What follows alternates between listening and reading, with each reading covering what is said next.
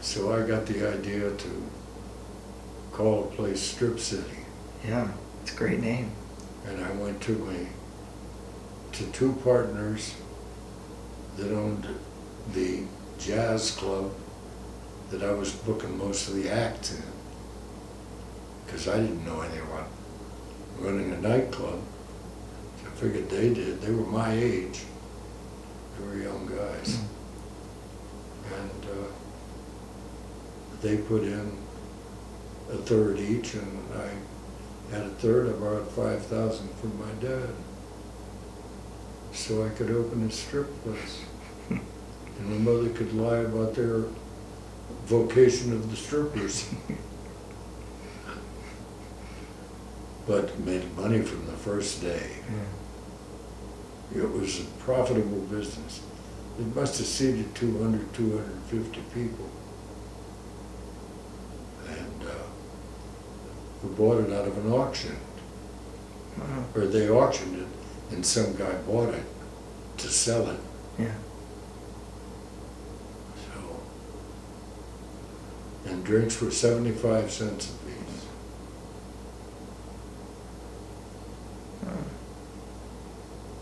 I forget what the girls got. Might have been $75. He worked a place in Downey where I went to see him when he first came to town. And the name of that place, I'll never forget because it became very famous.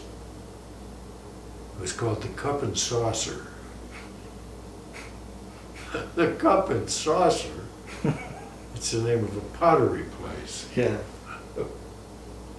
So I went to there to see if Lenny Bruce was good enough to work for me for $75 a week. But the interesting thing about the billing on the marquee, when we went to jail that night, they took me, a stripper, and the comic. Me for conducting a lewd and indecent show, the comic for being dirty and indecent, and the stripper for dancing dirty and indecent.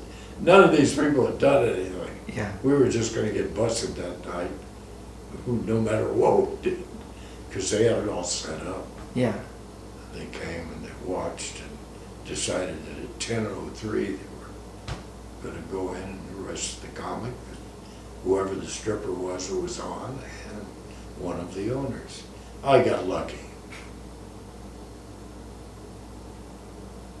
And my folks were there. So anyway, after we got arrested, after we went to jail, after we got out of jail, and we're all coming back from Lincoln Heights jail in LA,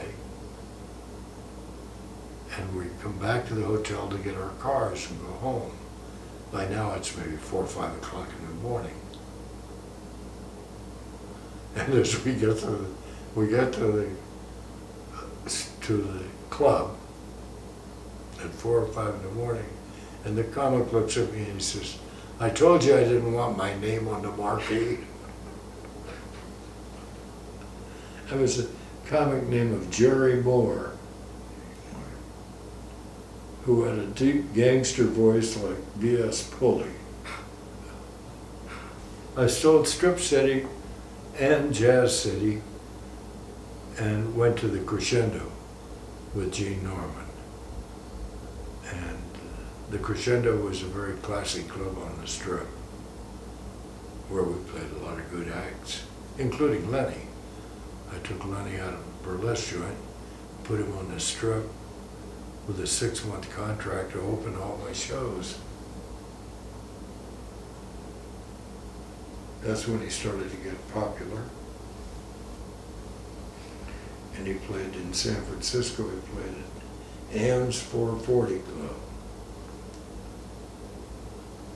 After, when he wasn't playing the Crescendo. But it was a creative period for him. He was writing good stuff for himself and ad-libbing big time. We put a phone in for him on the stage So he could call people on the phone, and he would call different places and do bits, make things up with people. He called he got it like an assistant manager at the Hollywood Roosevelt Hotel and asked about renting a banquet room because he wanted to have a bachelor party. And some of the guys were a little wild and they might want to set the drapes on fire or something. He's going through this whole thing, he's making up every word as he goes. And he says, so it's one of the guys likes to like drapes, but we'll pay for the drinks. And he goes through the whole thing. He called the maitre d' at Ciro's, which was our competition down the street on the Strip, to make reservations. I forget what that call was about. And then he'd find somebody who had